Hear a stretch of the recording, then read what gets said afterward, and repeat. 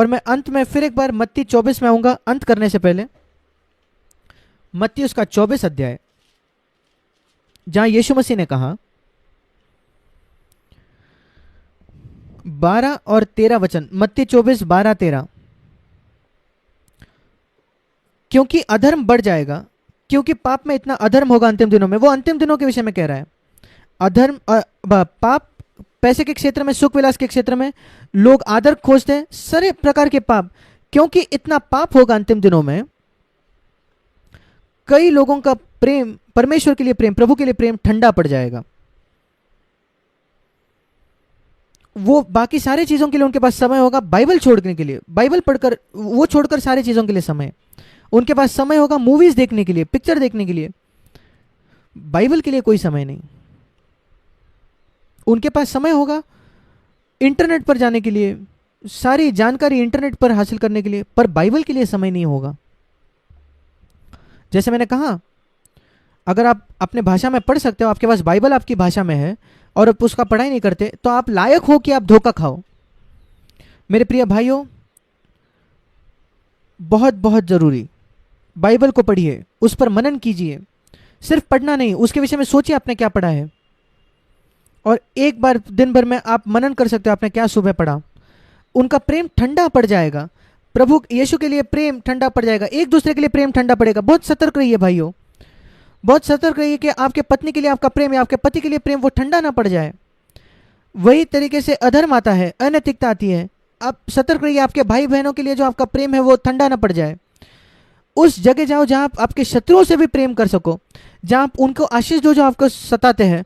मैं अपने जीवन को उससे नापता हूं, क्योंकि मैं परमेश्वर का सेवक हूं। शैतान ने मुझ पर सालों से हमला किया है, 40-50 वर्षों के लिए उसने मुझे हमला किया है, और हमेशा मनुष्यों के द्वारा। पर मैंने निर्णय किया है कि मैं हर एक से प्रेम करूंगा। जो मेरे खिलाफ बुरा कहते हैं, जिन्होंने झूठी कहानियां फैलाई है, मैं उनसे प्रेम करने वाला हूं, और मैंने उनसे प्रेम किया है। मैं किसी से घृणा नहीं करूंगा इस संसार में। मैं कहता हूं प्रभु परमेश्वर प्रेम है, और अगर मैं उसके पवित्र आत्मा से भरा हूं, परमेश्वर की आत्मा में प्रेम की आत्मा से भरा हूं, अगर एक भी व्यक्ति है संसार में जिससे मैं प्रेम नहीं कर सकता, फिर मेरे में कुछ गलत है, उससे नहीं। मैं शायद उससे सहमत नहीं होता, मैं वो जो करता है उससे सहमत नहीं हूं, मैं उससे अलग राय रखता हूं, कोई बात नहीं, वो झूठा भविष्य वक्ता है, कोई बात नहीं, दुष्ट हो व्यक्ति हो, पर मेरे मन में घृणा नहीं होगी। मैं यीशु मसीह की आज्ञा मानूंगा जो कहता है अपने शत्रुओं से बैर रखो और उनको आशीष दो जो आपको श्राप देते हैं। मैं अच्छी बात करूंगा उनके विषय में जो मेरे विषय में बुरा कहते हैं। मैं बुरा बात नहीं कहूंगा किसी के विषय में, उनको कुछ भी क्यों ना करने दे। मैं यीशु मसीह का अनुयायी हूं, शिष्य हूं, वो रवैया अपनाइए। कई लोगों का प्रेम ठंडा पड़ जाएगा अंतिम दिनों में। समयों के चिन्हों को पहचाने, ये वो दिन है जिनमें आप जी रहे हैं। ऐसे मसीह जो ठंडे पड़ जाते हैं, अगर आप उनसे सहमत नहीं होंगे तो आप वो उससे प्रेम नहीं करेंगे। अगर आप उनके कलीसिया में नहीं जाओगे, वो आपसे प्रेम नहीं करेंगे। मैं वैसा नहीं होना चाहता। मेरे अपने कन्विक्शंस है, मैं अपने विश्वास है, बहुत मजबूत विश्वास। मैं इसकी वजह से कलीसिया छोड़कर बाहर आया हूँ, क्योंकि मैंने पाया वो गलत डॉक्ट्रिन का प्रचार कर रहे थे। मुझे याद है एक प्रचार ने मुझे कहा, जब मैंने कहा कि मैंने इस कलीसिया को छोड़ा, फिर इस कलीसिया को छोड़ा और मैंने दूसरे कलीसिया में गया, वो कहे भाई जैक आप इतने अस्थिर हो, हमेशा एक कलीसिया छोड़कर किसी और कलीसिया में जाते हो। मैंने कहा भाई मैं जीवन भर अस्थिर रहा हूं। मैंने अपनी बालवाड़ी को छोड़कर पहली कक्षा में गया, फिर पहली कक्षा छोड़कर दूसरी कक्षा में गया, फिर तीसरी कक्षा।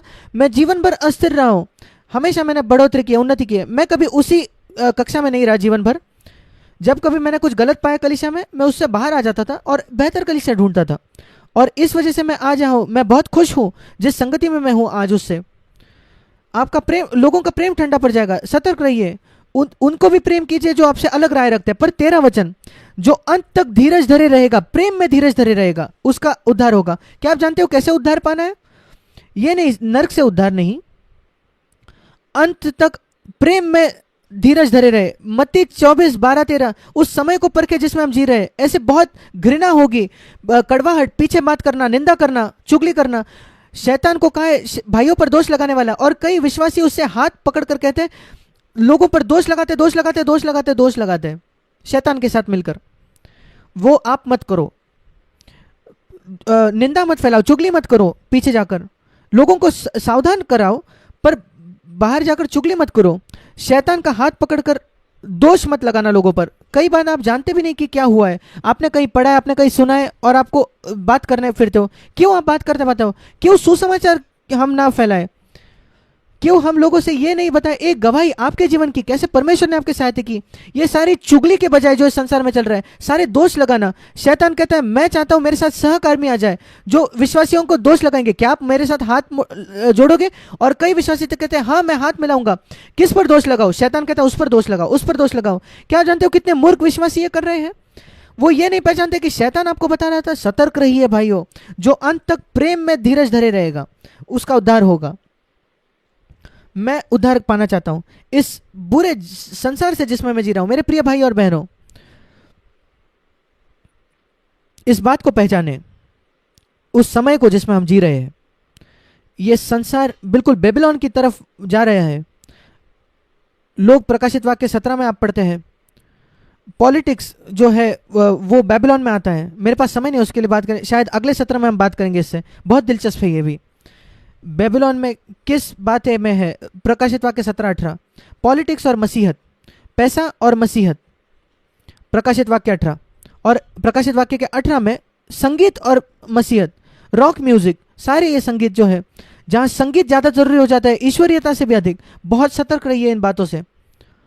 हाँ, आप सबको सुनने के लिए धन्यवाद, और मैं आशा करता हूं कि प्रभु ने ऐसी कुछ आपसे बात की है जो सर्वदा के लिए आपकी सहायता करेगा।